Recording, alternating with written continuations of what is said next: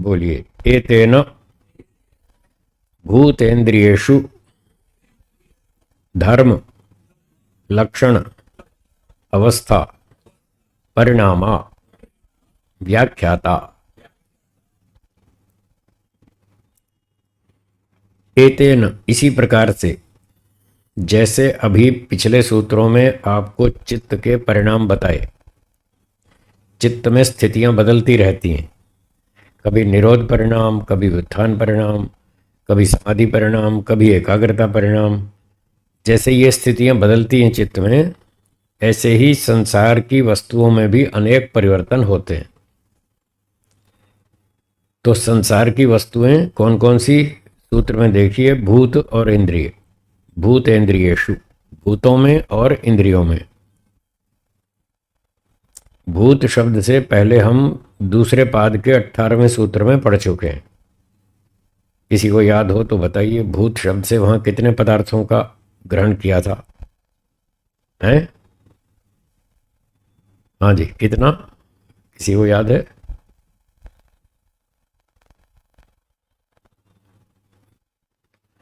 प्रकाश क्रिया स्थितिशीलम भूतेन्द्रियात्मकम भोग अपवर्गार्थम दृश्यम, ये सूत्र था 18वां दूसरे पाद का। चलो देख लो, पुस्तक आपके हाथ में निकालिए, देखिए 18वां सूत्र।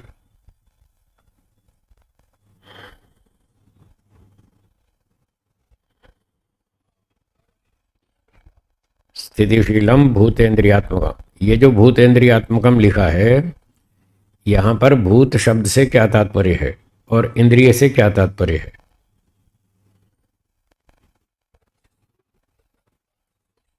हाँ, 5 स्थूलभूत और 5 सूक्ष्मभूत, 10 तो ये हो गए। ये भूत शब्द का अर्थ है 10, 10 पदार्थ।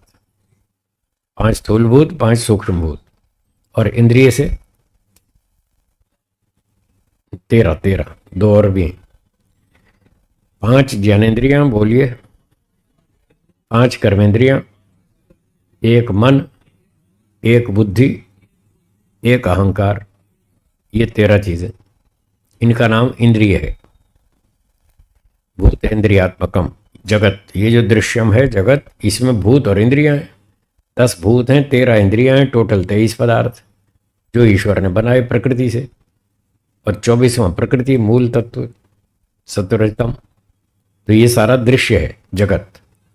तो यहां भी वही बात कह रहे हैं, भूत इंद्रियेषु, 10 भूतों में और 13 इंद्रियों में जितने भी कार्य पदार्थ हैं, उनमें ये सब परिवर्तन होते रहते हैं। तो पूरे जगत की बात कर रहे हैं आप, पूरे ब्रह्मांड में जितने भी पदार्थ हैं, 10 भूत और 13 इंद्रियां, इन सब में परिवर्तन होते रहते हैं। और उनमें जो क्या क्या परिवर्तन होते हैं वो भी इस चित्त के परिवर्तन के समान समझ लेना। जैसे चित्त की स्थितियां बदलती रहती हैं, कभी समाधि परिणाम, कभी निरोध परिणाम, कभी व्युत्थान परिणाम, कभी एकाग्रता परिणाम, मतलब परिवर्तन होते रहते हैं। ऐसे संसार के पदार्थों में भी परिवर्तन होते हैं, कोई यहां टिकने वाला नहीं है। इस सूत्र से आपको वैराग्य उत्पन्न करवाना चाहते हैं, आपको वैराग्य उत्पन्न करना है और संसार को समझना है। कोई भी यहां पर हमेशा रहने वाला नहीं है, सब निकल लेंगे थोड़ी थोड़ी देर में। श्री राम जी आए, निकल लिए। श्री कृष्ण जी आए, वो भी निकल गए। फिर अर्जुन आए, वो भी निकल गए। दुर्योधन आया, वो भी निकल गया। रावण आया, वो भी निकल गया। फिर सिकंदर आया, वो भी निकल लिया। फिर धीरू भाई अंबानी आए, वो भी निकल गए। तो बारी बारी से सब निकलेंगे ना। तो ये सब संसार परिवर्तनशील है।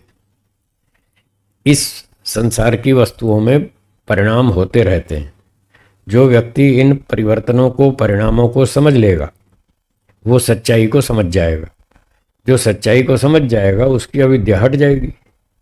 जिसकी अविद्या हट गई, उसकी टेंशन खत्म। नालंदा यूनिवर्सिटी का नाम सुना है? इतनी बड़ी यूनिवर्सिटी थी, आज क्या बचा हो? कुछ भी नहीं। इतनी बड़ी बड़ी हजारों विद्यार्थी जहां पढ़ते थे, सैकड़ों अध्यापक थे, सैकड़ों विषयों पर अध्यापन होता था, वो भी मिट्टी में मिल गया। तो आपके गाड़ी बंगले ये सब भी कोई टिकने वाला नहीं, सब खत्म हो जाएगा। ये संसार की अनित्यता को समझाना चाहते हैं। ठीक है, तो अब इन संसार के पदार्थों में, भूतों और इंद्रियों में कौन कौन से परिणाम होते हैं? सूत्र देखिए जिसमें लिखा है धर्म परिणाम, बोलिए। दूसरा लक्षण परिणाम, तीसरा अवस्था परिणाम। व्याख्याता का अर्थ है समझ लेना, ये भी ऐसे ही समझ लेना। इन सारे पदार्थों में धर्म परिणाम होते हैं, लक्षण परिणाम होते हैं और अवस्था परिणाम होते हैं।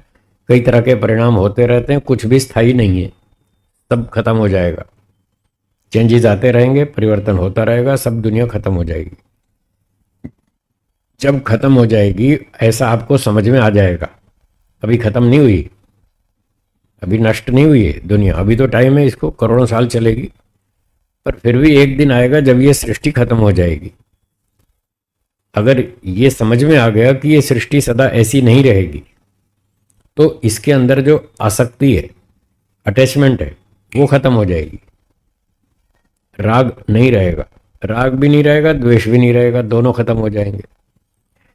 अविद्या भी खत्म हो जाएगी तो टेंशन भी खत्म हो जाएगी। आपको किस बात की टेंशन है?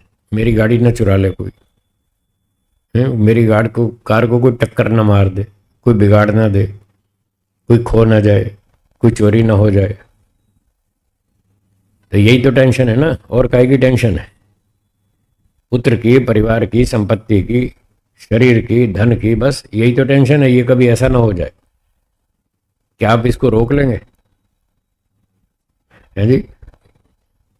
तो जब नहीं रोक सकते तो क्यों टेंशन कर रहे हैं? उस बात को समझ लो, स्वीकार कर लो। जो व्यक्ति सच्चाई को स्वीकार कर लेता है उसकी टेंशन खत्म हो जाती है। वो कहता कल भी जानी और आज भी जानी, कल चलेगी तो भी जानी है वो, तो उसको कोई रोक नहीं सकता।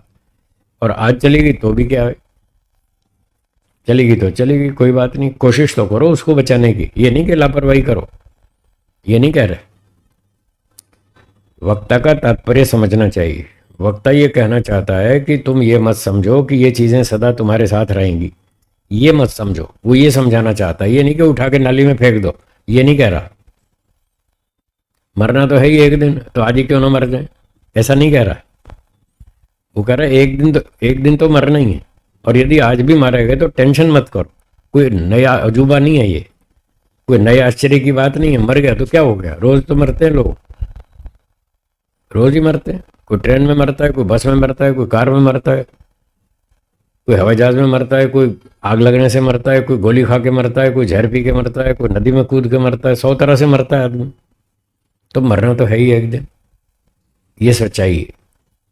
इस सच्चाई को इस एंगल से समझना है कि यदि मारे भी गए तो चिंता नहीं है, क्योंकि मारे भी गए तो कौन मरेगा, शरीर या आत्मा? आप कौन है? फिर काय की टेंशन है? आप तो आत्मा है, आप तो मरेंगे नहीं, फिर काय की टेंशन है? ये टेंशन दूर करना चाहते हैं, ये इनका मतलब है कि घबराओ मत, कुछ नहीं होने वाला, सब पहले भी यही था। ये सारी चीजें टूट जाएंगी तब भी यहीं रहेंगी। इनमें से एक माइक्रो मिलीग्राम वस्तु भी खत्म नहीं होने वाली, ट्रांसफॉर्म हो जाएगी, इसका रूप बदल जाएगा, बस फिर वापस दोबारा बन जाएगा। आप मकान बनाते हैं, 100 साल उसका यूज करते हैं, फिर वो पुराना हो जाता है, फिर उसको तोड़ देते हैं, फिर दोबारा नया बनाते हैं। इसलिए चिंता वाली कोई बात नहीं है। 3 वस्तु अनादि हैं, 3 ही रहेंगी, चौथी नहीं बनेगी।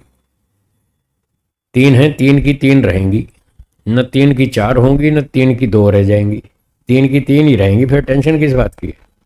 गया तो गया। कौन सा आप साथ लाए थे? जब संसार में आए थे तब कितने कैश लाए थे अपने साथ, और जब जाएंगे तब कितना ले जाएंगे?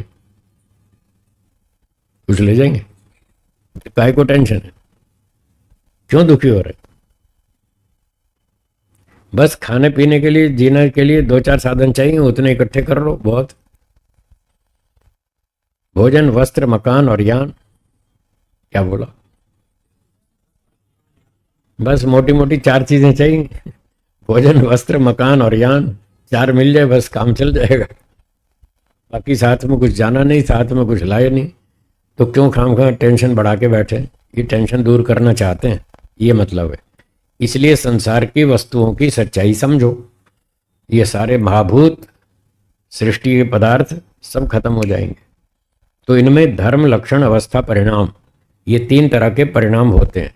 इन परिणामों को समझें, ऐसा कह रहे हैं। क्या है ये परिणाम? धर्म परिणाम है जब कोई वस्तु पहले एक स्थिति में थी और फिर वो दूसरी स्थिति में आ गई। अब यहां धर्म का अर्थ क्या बनेगा? अब धर्म का अर्थ और बदलेगा। अभी तक मैंने थोड़ी देर पहले बताया था, धर्म का मतलब विशेषता। वो एक प्रकार का गुण था। गर्मी अग्नि का गुण है, अग्नि की विशेषता है, उसको हम अग्नि का धर्म कहते हैं। ठीक है, यहां धर्म वो अर्थ था धर्म शब्द का। अब इस सूत्र में धर्म का अर्थ बदल जाएगा, अब यह अर्थ नहीं है। अब यहां ये अर्थ है धर्म शब्द का कि किसी द्रव्य में जो पहली स्थिति थी, बोलिए, वो उसका धर्म है, वो स्थिति। जैसे मिट्टी का मैंने थोड़ी देर पहले उदाहरण दिया था, मिट्टी खेत में पड़ी है, ऐसे पड़ी है बिखरी हुई, ये एक मिट्टी की एक स्थिति है। तो मिट्टी है धर्मी। मिट्टी कौन? धर्मी द्रव्य। और जो वो बिखरी पड़ी है, ये जो स्थिति है, ये है धर्म। बिखरी पड़ी है, बिखरना, बिखरी हुई पड़ी रहना, इसका नाम है धर्म। ये एक स्थिति है मिट्टी की। फिर वो कुम्हार मिट्टी उखाड़ के घर ले आया और उसने थोड़ा सा पानी डाल के उसको गूंथ के पिंडाकार बना दिया। अब ये स्थिति बदल गई, पहले बिखरी पड़ी थी, अब पिंडाकार हो गई, स्थिति बदली। इसका नाम है धर्म परिणाम। पहला धर्म बदल गया, दूसरा धर्म आ गया। पहली स्थिति हट गई, दूसरी स्थिति आ गई। बिखराव वाली स्थिति हट गई और पिंड वाली स्थिति आ गई, पिंडाकार बन गया, उसका आकार, बाह्य आकार बदल गया। इसका नाम है धर्म परिणाम। ठीक है, अब उसको उठा के कुम्हार ने चाक पे रख दिया और फिर घुमाया और अपनी कलाकारी से उसको घड़ा बना दिया। अब पिंडाकार से घटाकार, एक और स्थिति बदली, ये तीसरी हो गई। पहली कौन सी थी? खेत में पड़ी थी बिखरी हुई, ये एक धर्म है, मिट्टी धर्मी का ये एक धर्म है। अब वहां से स्थिति बदली और पिंडाकार बन गया, ये क्या है? धर्म परिणाम। ये दूसरा धर्म आ गया। फिर पिंडाकार से घटाकार बना दिया, ये तीसरी स्थिति बदली, ये धर्म परिणाम। उसके धर्म बदल रहे, आकृतियां बदल रही हैं, स्थितियां बदल रही हैं।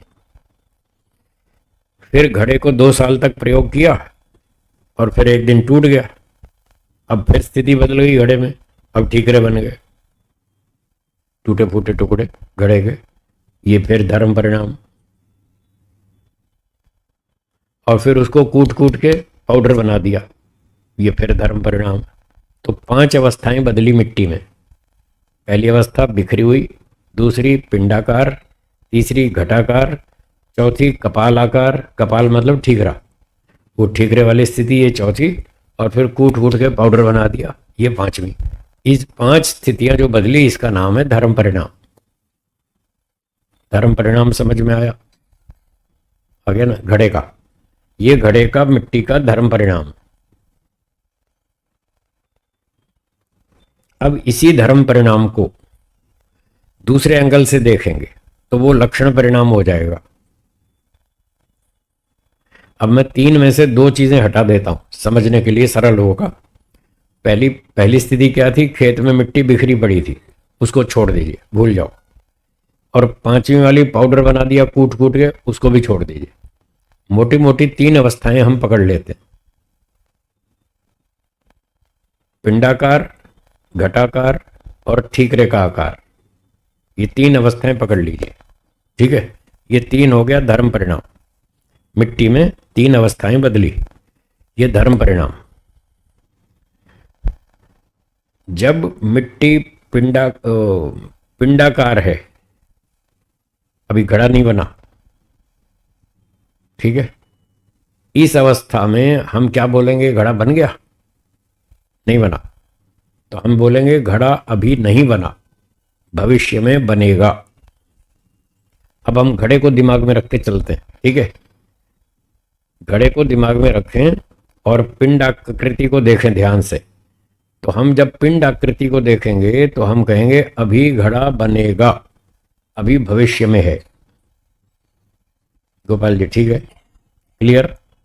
अभी घड़ा बनेगा, ये घड़े की एक स्थिति है, बनेगा। इसको बोलते हैं अनागत लक्षण। इसको लक्षण परिणाम कहेंगे। क्या कहेंगे? लक्षण परिणाम। लक्षण परिणाम मतलब इसी बात को हम काल के साथ जोड़कर देख रहे हैं। टाइम, भविष्यत काल, वर्तमान काल, भूतकाल, ऐसे। उसी घड़े को तीन कालों की दृष्टि से देख रहे हैं। घड़ा भविष्य में बनेगा, अभी बना नहीं है, ये घड़े की एक स्थिति है। आप कहते हैं मेरा मकान अभी बनेगा, प्लॉट तो खरीद लिया है, अभी मकान बना नहीं है, अभी बनेगा। ये उस मकान की भविष्यत काल की स्थिति है। इसको लक्षण परिणाम कहेंगे। कौन सा लक्षण? अनागत लक्षण। कौन सा? अनागत। अभी आया नहीं है, अभी घड़ा आया नहीं है, आएगा, वो अनागत अवस्था में है, तो उसका नाम है अनागत लक्षण।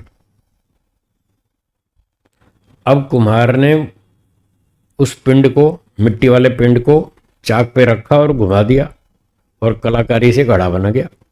अब घड़ा बन के तैयार हो गया। ये वर्तमान लक्षण है। वर्तमान में घड़ा तैयार हो गया, ये लक्षण परिणाम है। लक्षण परिणाम के तीन नाम हैं। एक अनागत लक्षण, बोलिए। दूसरा वर्तमान लक्षण। तीसरा अतीत लक्षण। ठीक है। जब घड़ा पिंडाकार में है, अभी बना नहीं, तो क्या नाम होगा इसका? अनागत लक्षण। ये घड़े का अनागत लक्षण है। और जब घड़ा बन के तैयार हो गया, ये वर्तमान लक्षण है। और जब तोड़ दिया, उसके ठीकरे बना दिए, अब क्या है? अतीत लक्षण। खत्म हो गया, चला गया घड़ा। अतीत लक्षण। तो ये लक्षण परिणाम कहलाता है, जिसमें ये तीन नाम हैं: अनागत लक्षण, वर्तमान लक्षण, अतीत लक्षण। ठीक है, ये लक्षण परिणाम हो गया।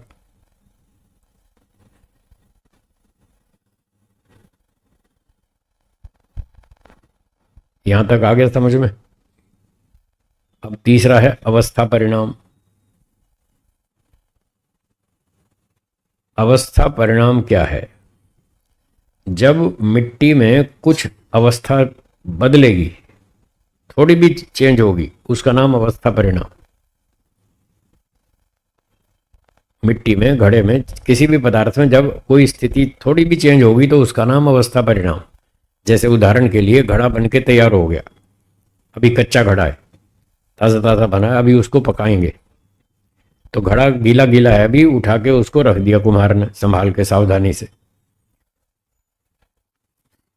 2-4 घंटे सूख जाए, गीलापन इसका सूख जाए, फिर भट्ठे में डालेंगे पकाने के लिए। घड़ा उठा करके रख दिया और उसको हवा लगने लगी, थोड़ी धूप लगने लगी, तो थोड़ा थोड़ा सूखना शुरू हुआ। 10 बजे वो पूरा गीला था, फिर थोड़ी हवा लगी, धूप लगी, फिर 10:30 बजे वो थोड़ा थोड़ा सूख गया, थोड़ा थोड़ा किनारा उसका, घड़े का ऊपर का किनारा थोड़ा थोड़ा सूखा। फिर 2 घंटे में थोड़ा और सूख गया, 4 घंटे में और सूख गया, तो शाम को 6 बजे तक वो अच्छी तरह सूख गया।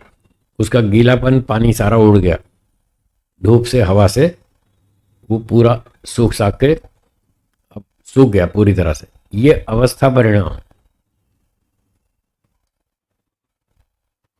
अगर गीले से घड़ा सूखेगा नहीं तो घड़ा फिर आगे पकेगा कैसे, पक्का कैसे होगा? तो जो घड़ा गीला गीला अभी तैयार हुआ है, क्या वो हमेशा गीला ही रहेगा या सूखेगा भी? सूखेगा ना, उसमें परिवर्तन तो आएगा, उसको कोई रोक नहीं सकता। बस यही समझा रहे हैं, जो भी वस्तु है उसमें हमेशा परिवर्तन होगा, चेंज होता रहेगा। आपकी उम्र 10 साल है, आप ये सोचें हम हमेशा 10 साल में ही रुके रहे रुक सकते हैं नहीं रुक सकते। शरीर में परिवर्तन होगा, उम्र तो बढ़ेगी, हर रोज बढ़ेगी, हर मिनट में बढ़ेगी अगर मिनट में नहीं बढ़ी तो दिन में भी नहीं बढ़ेगी। तो जो एक दिन बढ़ जाता है तो वो हर मिनट में परिवर्तन आता है, चेंज आता है। ये जो हर मिनट में चेंज आ रहा है, हर सेकंड में चेंज आ रहा है, इसका नाम अवस्था परिणाम। तो असली परिणाम तो यही है। अगर अवस्था परिणाम ना हो, थोड़ा भी चेंज ना आए, तो क्या मट्टी से घड़ा बन जाएगा? बनेगा ही नहीं।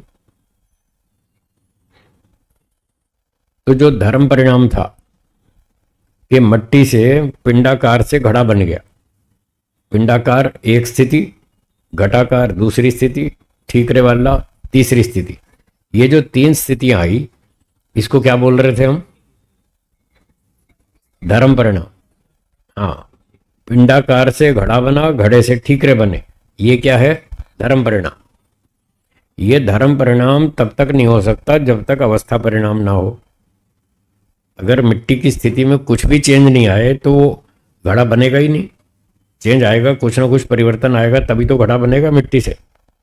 तो ये लगातार जो चेंज आते रहते हैं, थोड़े थोड़े थोड़े थोड़े हर मिनट में आते रहते हैं, इसका नाम है अवस्था परिणाम। जैसे मैंने शरीर का उदाहरण दिया, शरीर को आप 10 साल की उम्र में नहीं रोक सकते, वो तो आगे बढ़ेगी, हर मिनट में उम्र बढ़ेगी। 11 साल, 12 साल, 15 साल, 20 साल, 30 साल, 50 साल। 50 साल में लोग कहते हैं अब मैं बड़ा हो गया हूं, मेरी उम्र बढ़ गई है। ठीक है, एक हिसाब से उम्र बढ़ी भी है, उम्र बढ़ी है, सही बात है, और एक एंगल से घटी भी है। घटी भी तो है ना। मान लो 80 साल जीना और 50 साल जी लिए तो कितने बचे? बस, तो 30 घट गए ना। जब आप 20 साल के थे तो आपकी उम्र 60 साल बची हुई थी, अब 30 बची, तो घटती जा रही है, हर रोज उम्र घटती जा रही है। ये अवस्था परिणाम के कारण से घट रही है। और जितना समय बीत गया उतना समय हम वर्षों की गिनती कर रहे हैं। वर्षों की गिनती बढ़ रही है कि अब मैं 20 साल का हो गया, अब मैं 30 का हो गया, अब मैं 40 का हो गया। वर्षों की गिनती तो बढ़ रही है, पर बची हुई आयु तो घट रही है।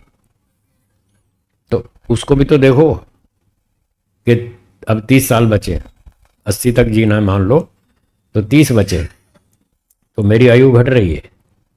तो ये घटते घटते घटते एक दिन 80 तक आ जाएगी। वर्षों की संख्या बढ़ते बढ़ते 80 तक पहुंच जाएगी और आयु समाप्त हो जाएगी और शरीर खत्म हो जाएगा। ये अवस्था परिणाम है, जो थोड़ा थोड़ा थोड़ा थोड़ा परिवर्तन हो रहा है। इस थोड़े थोड़े परिवर्तन के कारण ही सारे परिणाम है। वास्तविक परिणाम तो बस यही है, अवस्था परिणाम। इसके बिना कोई परिणाम नहीं होगा, सारे परिणाम इसी पर टिके हुए हैं। तो भाष्यकार व्यास जी ने यहां समझाया भाष्य में कि वास्तव में परिणाम तो एक ही है, अवस्था परिणाम। थोड़ा थोड़ा परिवर्तन, चेंज, वो हर वस्तु में हो रहा है। सूर्य में भी हो रहा है, पृथ्वी में भी हो रहा है, शरीर में भी हो रहा है, पंचमाभूत में हो रहा है, कार में भी हो रहा है, मकान में भी हो रहा है। थोड़ी थोड़ी घिसावट सब में हो रही है, हर चीज में हो रही है। ये अवस्था परिणाम है। इसी अवस्था परिणाम को, ये थोड़ा थोड़ा परिणाम है, जब हम बड़े परिवर्तन के रूप में देखेंगे तो धर्म परिणाम कहलाएगा। मिट्टी पिंडाकार में और अब उसका बना दिया घड़ा, तो घटाकार में आया। तो पिंडाकार और घटाकार एक बड़ा परिवर्तन है। हर मिनट में थोड़ा थोड़ा परिवर्तन तो है, उसी के आधार पर तो ये बड़ा परिवर्तन आया। यदि वो छोटा छोटा परिवर्तन ना होता तो ये बड़ा परिवर्तन भी नहीं आता कि पिंडाकार से वो घटाकार बन जाए, वो भी नहीं आएगा। और फिर उसके बाद भी लगातार परिवर्तन होता रहता है, हर रोज घिसावट होती है वस्तु में, जिसको आप व्यापार की भाषा में डेप्रिसिएशन कहते हैं। यही कहते हैं ना, हर चीज में घिसावट होती है। ये कुर्सी आप खरीद लाए, ये रोज घिस रही है थोड़ी थोड़ी, तो 5 साल में बहुत घिस जाएगी, फिर कहीं अब बेकार हो गई, शक्ति खत्म हो गई, इसको फेंको कचरे में। तो हर चीज में थोड़ा थोड़ा परिवर्तन, घिसावट चलती रहती है, उसका नाम है अवस्था परिणाम। और जब वो बड़े परिवर्तन के रूप में हम देखते हैं तो उसका नाम रख देते हैं धर्म परिणाम। उसी छोटे परिवर्तन को बड़े रूप में जब देखते हैं तो उसका नाम बदल दिया हमने। और इसी धर्म परिणाम को जब हम 3 कालों से जोड़कर देखते हैं तो उसका नाम रख देते हैं लक्षण परिणाम। घड़ा बनेगा, घड़ा बन गया, घड़ा फूट गया, ये लक्षण परिणाम हो गया। 3 काल से जोड़ के देखो। बोलिए 3 परिणाम समझ में आए? आगे ना। तो जैसे घड़े का एक उदाहरण है, घड़े में हमने 3 परिणाम देखे, धर्म परिणाम, लक्षण परिणाम, अवस्था परिणाम। अब यही 3 परिणाम शरीर में देखो। जब हम पैदा नहीं हुए थे, अर्थात शरीर पैदा नहीं हुआ था, तो इसका अनागत लक्षण था, भविष्य में पैदा होगा शरीर। अब पैदा हो गया, जन्म हो गया शरीर का, ये वर्तमान हो गया। और 80 साल के बाद इसका शांति पाठ हो गया, फिर यह अतीत लक्षण में चला गया। पैदा होगा, कौन सा लक्षण? अनागत। पैदा हो गया, वर्तमान लक्षण। मर गया, तो ये 3 लक्षण हर चीज में होने वाले हैं। कुर्सी में भी, शरीर में भी, कार में भी, बंगले में भी, पुत्र में भी, परिवार में भी, मित्रों में भी, रिश्तेदारों में भी, धन में, संपत्ति में, सोने में, चांदी में, सूर्य में, पृथ्वी में, हर चीजों में। ये समझा रहे हैं भूतेंद्रियेषु, सब भूतों में और सब इंद्रियों में, उन 23 पदार्थों में ये सारे परिणाम होंगे। और जब ये सारा जगत अतीत लक्षण में चला जाएगा तब क्या होगा? प्रलय हो जाएगी। बस वो प्रलय तक पहुंचाना चाहते हैं कि उस प्रलय को जो करोड़ों साल के बाद होगी, उसको आज यहां बुद्धि में देखो। जो प्रलय करोड़ों साल बाद होगी, अभी 2 अरब 16 करोड़ तो आधा समय हुआ, 4 अरब 32 करोड़ का 2 अरब 16 करोड़ तो आधा समय हुआ। तो अभी 2 35 36 बाकी है। अभी तो 1 96 हुआ, तो 2 36 बाकी है। 2 अरब 36 करोड़ वर्ष बाद जो प्रलय आने वाली है, उसको आज ही यहां पर देखो, बुद्धि में देखो, तब क्या होगा। जैसे घड़ा टूट गया, उसके ठीकरे बन गए, फिर उन्होंने कूट पीट के पाउडर बना दिया, फिर फूंक मार के उड़ा दिया। अब देखो घड़ा कहाँ दिखता है। जो घड़ा टूट गया उसका पाउडर बना के हवा में उड़ा दिया, अब वो घड़ा दिखता है कहीं? तो जैसे ये स्थिति हुई घड़े की, अतीत लक्षण हो गया, चला गया, खत्म हो गया। ऐसे ही पूरे ब्रह्मांड को अतीत लक्षण में पहुंचा दो, यानी वो प्रलय अवस्था को यहां बुद्धि से देखो। तो परिणाम ये होगा, आपको ना कार में राग होगा, ना बंगले में, ना आसक्ति, किसी बेटे में, ना परिवार में, पोते में, किसी में आसक्ति नहीं होगी। ये रिजल्ट आएगा। और जब ये रिजल्ट आएगा कि दुनिया की किसी चीज में आपको आसक्ति नहीं रहेगी, राग नहीं रहेगा, तो द्वेष भी नहीं होगा। और राग द्वेष नहीं होगा तो मन शांत होगा। जब मन शांत होगा तो फिर भगवान में टिकेगा, तो आपको वैराग्य हो जाएगा संसार से। जब वैराग्य होगा तभी तो मन टिकेगा ईश्वर में। तब प्रलय में क्या होगा? ईश्वर रहेगा या नहीं? बस फिर ईश्वर से बात करेंगे। 2 अरब 36 करोड़ वर्ष के बाद जो प्रलय होने वाली है, उसको यहां देखिए तो कुछ नहीं बचेगा, बस ईश्वर बचेगा। तो वही स्थिति आज बना लो और फिर ईश्वर में मन टिकाओ, देखो समाधि लगेगी और आपका मोक्ष हो जाएगा। ये है योग विद्या महर्षि पतंजलि की, जो आपको मोक्ष तक ले जाने वाले हैं। इस तरह से समझा रहे हैं कि जगत को समझो। ये है धर्म, लक्षण, अवस्था, परिणाम। बोलिए, स्पष्ट हो गया?